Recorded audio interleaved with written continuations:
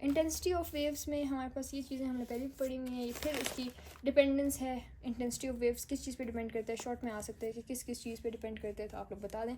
Doppler's effect is very very important, paper में आया हुआ था। ये जो इसकी 4 केसेस हैं, 4 केसेस हैं नहीं 2 केसेस हैं, ये 2 केसेस हैं और इन 2 का केसेस के आगे 2 केसेस हैं, तो टोटल 4 केसेस हैं। ये 4 केसेस आपको आने चाहिए। ये लॉन्ग में भी आ सकते हैं, शॉर्ट में भी आ सकते हैं।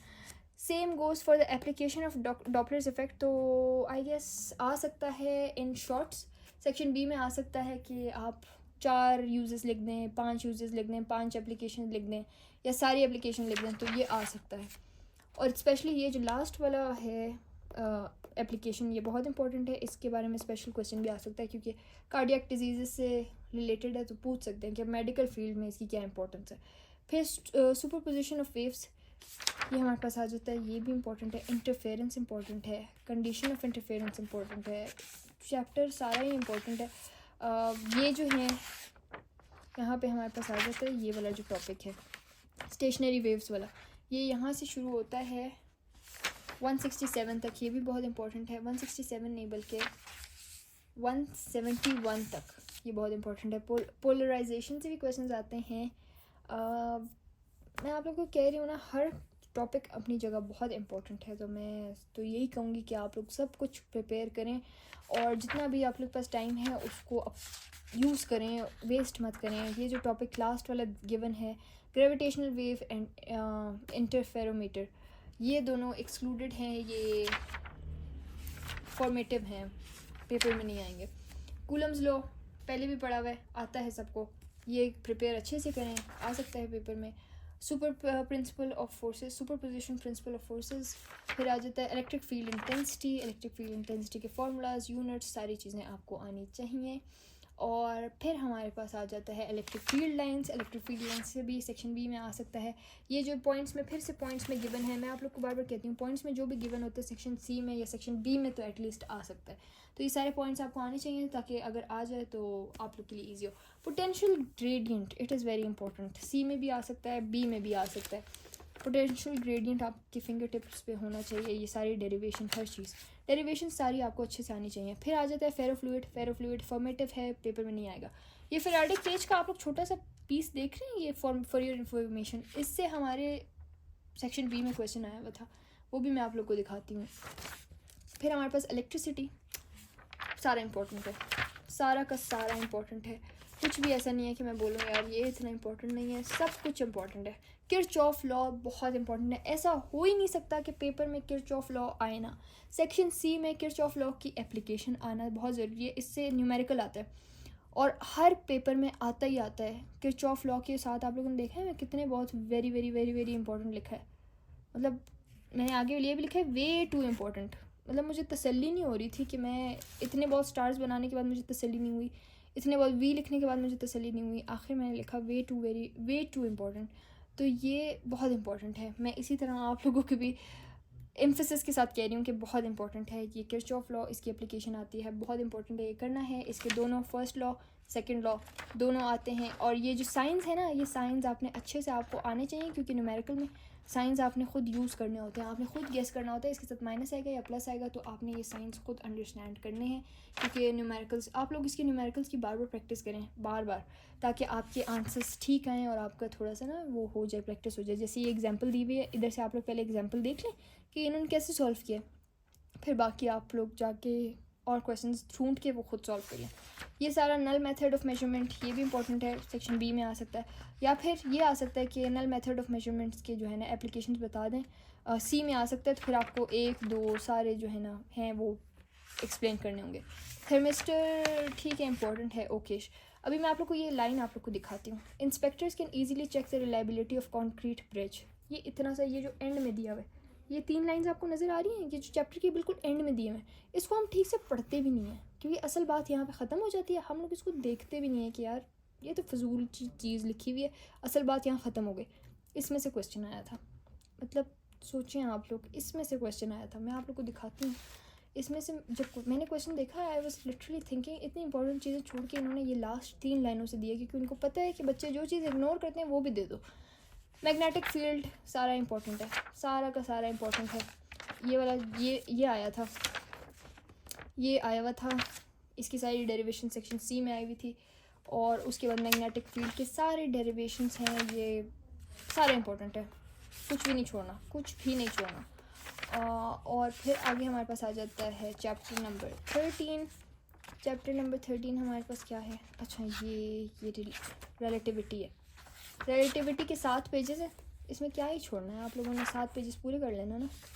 प्रिंसिपल ऑफ यहाँ पे ये जो कहानी लिखी हुई है ना कि अगर हम स्पीड ऑफ लाइट से ट्रैवल करें और फिर लाइट को हम जो है ना रिफ्लेक्ट करवाना चाहें मिरर से, तो वो होगा या नहीं होगा। न्यूटन ने क्या कहा था, एल्बर्ट आइंस्टाइन ने क्या कहा था, ये दोनों केसेस हैं, ये आपको आने चाहिए पेपर में, मुझे लगता है ये आ सकता है, इम्पोर्टेंट है ये। बाकी कॉन्सिक्वेंसेस हैं थ्योरी के, ये बहुत इंपॉर्टेंट है। Mass energy equivalence, length contraction, time dilation, mass variation, ये सारे इंपॉर्टेंट है। Time as 4th dimension in space time model included नहीं है, अगर इंक्लूडेड होता तो बहुत इंपॉर्टेंट होता, फॉर्मेटिव है, पेपर में नहीं आता।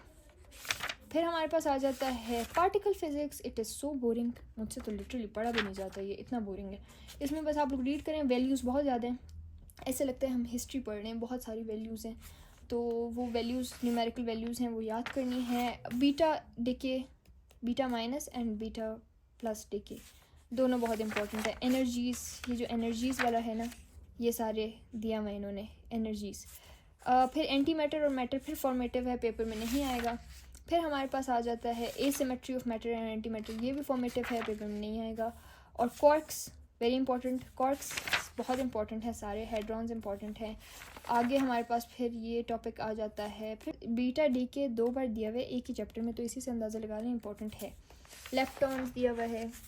फिर हमारे पास आ जाता है फोर्स कैरियर्स। अब ये जो है ना ग्लूऑन, जेड बोजॉन, डब्ल्यू बोजॉन शॉर्ट्स में आ सकते हैं, ये इंपॉर्टेंट है। फिर हमारे पास ये जो theories about generation of force and mass, ये इंक्लूडेड नहीं है। पार्टिकल इनहेलेशन इंक्लूडेड है, फिर एक्सीलरेटर इंक्लूडेड नहीं है, यहाँ तक इंक्लूडेड है, बाकी ये सारा भी इंक्लूडेड नहीं है, पेपर में नहीं आएगा। सो या this was it for the importance of all chapters, all topics. इतनी मैंने लंबी वीडियो बना दी है और मैं सोच रही हूँ इसको 2 पार्ट्स में कर दूँ या फिर एक में ही अपलोड कर दूँगी, अब क्या कर सकते हैं। अगर ये 30 मिनट से ऊपर हो गई तो फिर मुझे इसको 2 पार्ट्स में कन्वर्ट करना पड़ेगा, वरना it would be so long. So या अब पेपर देख लेते हैं। पहला हमारे पास आया हुआ है, ये देखें, एडवांटेजेस ऑफ डायमेंशनल एनालिसिस। मैंने आप लोग कहा था ये शॉर्ट या लॉन्ग में आ सकता है, इसमें वही होमोजेनिटी लिखनी थी। और अभी आप लोग को यहाँ नज़र आ रहा होगा 1.5 × 2, इसके 2 एडवांटेजेस हैं, दोनों लिखने हैं, दोनों के 1.5 मार्क्स हैं, ठीक है। मार्क्स डिस्ट्रीब्यूशन देख लिया करें। एग्जाम्पल्स ऑफ वेक्टर प्रोडक्ट 3 देनी थी, तीनों का 1-1 नंबर है। फिर हमारे पास आ जाता है डिराइव्ड यूनिट्स, ये देखें, डिराइव यूनिट्स ऑफ प्रेशर और in terms of base units. फिर हमारे पास वेक्टर के बारे में बहुत क्वेश्चन आए हुए हैं। फिर यहाँ पे फिर न्यूमेरिकल्स आए हुए हैं। न्यूमेरिकल्स तो मैं आप लोग को बता रही हूँ, ये देखें, ये सारे फार्मूलाज गिवन हैं और ये बहुत इजी थे, न्यूमेरिकल्स इजीली सॉल्व हो रहे थे। जेड बोजॉन्स मैंने अभी आप लोग को बताया, जेड बोजॉन से या डब्ल्यू बोजॉन से शॉर्ट्स आ सकते हैं। सेंट्रीपिटल एक्सीलरेशन, और उसके बाद आ जाता है एयर रेजिस्टेंस का प्रोजेक्टाइल मोशन मैंने आप लोग कहा था बहुत इंपॉर्टेंट है। ये तो मैंने पूरा चैप्टर आप लोग कहा था कि एंगुलर मोमेंटम वाला पूरा चैप्टर बहुत इंपॉर्टेंट है, ये उसी से आया है। उसके बाद फाइनल वेलोसिटीज़ वाला जो मैंने अभी आप लोग को दिखाया था, ये जो मैंने आप लोग को दिखाया है यहाँ पे,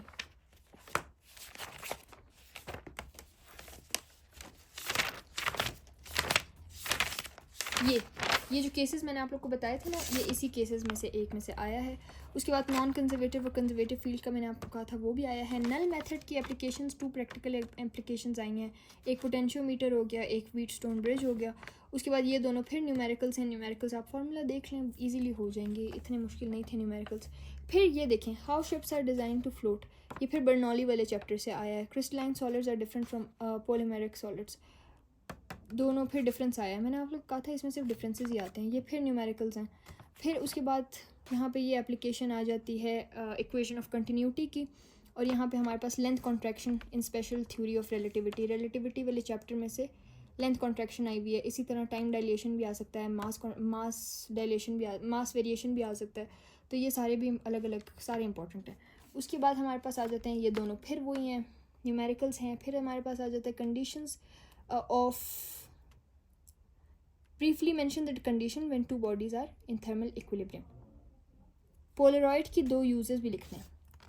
अच्छा, फिर उसके बाद आ जाता है हमारे पास ये देखें, मैंने आपको कहा था ना इंस्पेक्टर वाला क्वेश्चन आया है, ये क्वेश्चन आया है 3 मार्क्स का, और ये फेराडे केज का भी क्वेश्चन आया हुआ है, तो इसको हम सीरियस नहीं लेते हैं, ये सीरियस हैं, ऐसे क्वेश्चन आते हैं। अब हमारे पास लॉन्ग में हमारे पास एक आया हुआ था कि चार्ज पार्टिकल, वो जो मैंने आप लोग को दिखाया सर्कल में जो मूव कर रहा था, एक वो आया हुआ है, और एक हमारे पास आया इलेक्ट्रिक पोटेंशियल एनर्जी, ये भी मैंने आप लोग कहा था इसकी डेरिवेशन है, तो ये इंपॉर्टेंट है, ये करना है। Kirchhoff law is so important, her paper में किरचॉफ लॉ होता है। अगर किसी के सिलेबस में किरचॉफ लॉ इंक्लूडेड है ना, तो किरचॉफ लॉ तो आएगा ही आएगा, और कोई ऑप्शन है ही नहीं, किरचॉफ आएगा। फिर बर्नौली आया हुआ है वेंटोमीटर के साथ, ये फिर एक न्यूमेरिकल था, इसके भी सारे के सारे फार्मूलाज गिवन थे, सिर्फ वैल्यूज पुट करके आंसर्स लिखने थे, इट वाज दैट इजी। उसके बाद हमारे पास आ जाता है रेफ्रिजरेटर। रेफ्रिजरेटर इंपॉर्टेंट है, कार्नोट साइकिल इंपॉर्टेंट है, हीट इंजन इंपॉर्टेंट है, ये मैंने आप लोग को बताया है। विद डायग्राम प्रैक्टिस करें आप लोग, ताकि आप लोग को डायग्राम के भी मार्क्स, एक अलग लिखा हुआ है कि डायग्राम का 1 मार्क है। उसके बाद हमारे पास ये फिर न्यूमेरिकल है, ये भी न्यूमेरिकल है। अब मैंने इन दोनों में से ये वाला किया, इसमें एंगुलर वेलोसिटी, ये चैप्टर 4 से आया है, फिर से चैप्टर 4 से बहुत चीज़ें आई हैं, हर चैप्टर से इन्होंने चीज़ें डाली हैं। तो अब आप लोगों ने अच्छे से प्रिपरेशन करनी है, और पेपर में एक बहुत इंपॉर्टेंट चीज़ ये भी होती है कि आप सिलेक्शन, आपकी क्वेश्चन सिलेक्शन कैसी है। आप वो क्वेश्चन सिलेक्ट करें जो आपको लगता है मुझे बहुत अच्छे से आता है, या फिर बहुत ईजीली अच्छे से हो जाएगा। और न्यूमेरिकल्स से आप लोग भागते हैं कुछ, अगर कभी ऐसे होता है कि एक क्वेश्चन दिया होता है, वो इतनी लंबी कहानी उसमें लिखनी होती है, और एक उसके ऑप्शन में दिया होता है न्यूमेरिकल। सो मैं personally I go for numericals, क्योंकि न्यूमेरिकल्स में ना आपके मार्क्स इस बात पे नहीं कट सकते कि आपने कम लिखा है। आप अपने सारे स्टेप्स करें बिल्कुल मैथ्स की तरह, और उसमें आंसर लिखेंगे आप, तो आपको मार्क मिल ही जाएगा, पूरे उतने ही मार्क्स मिलेंगे, चाहे आप इसमें 3 पेजेस भरें, इसमें आप 2 पेजेस भर लें, न्यूमेरिकल में मार्क्स मिल जाते हैं। लेकिन न्यूमेरिकल का एक बहुत बड़ा रिस्क ये भी होता है कि अल्लाह ना करे अगर आपसे कहीं ऊपर मिस्टेक कहीं हो जाए स्टार्टिंग में, तो एंड तक आपके सारे के सारे आंसर्स गलत आ रहे होंगे, और फिर अल्लाह ना करे 0 भी लग सकते हैं न्यूमेरिकल में। अगला जो क्वेश्चन होता है ना, जिसमें थ्योरी लिखनी होती है, तो उसमें तो फिर भी चलें 1-2 नंबर मिल जाते हैं, तो ये रिस्क होता है, लेकिन टाइम बच जाता है इस तरह से थोड़ा। तो बस आप लोग वो क्वेश्चंस देखा करें कि जो आपको अच्छे से आते हों, और जो आप टाइम लिमिट में कम्प्लीटली अच्छे से कर सकें, और आपका टाइम कंज्यूम हो जाए कम्प्लीटली, और आपके पास इतना टाइम बचे कि आप अपनी जो है ना रीचेकिंग थोड़ी सी कर लें। सो या this was it for today's video, and yes ये वीडियो 30 मिनट से ऊपर हो गई है, so I am going to be converting it into 2 parts. And yeah, this was it for today's vlog. I hope you all liked it. Please like, share and subscribe. Till next time, Allah Hafiz.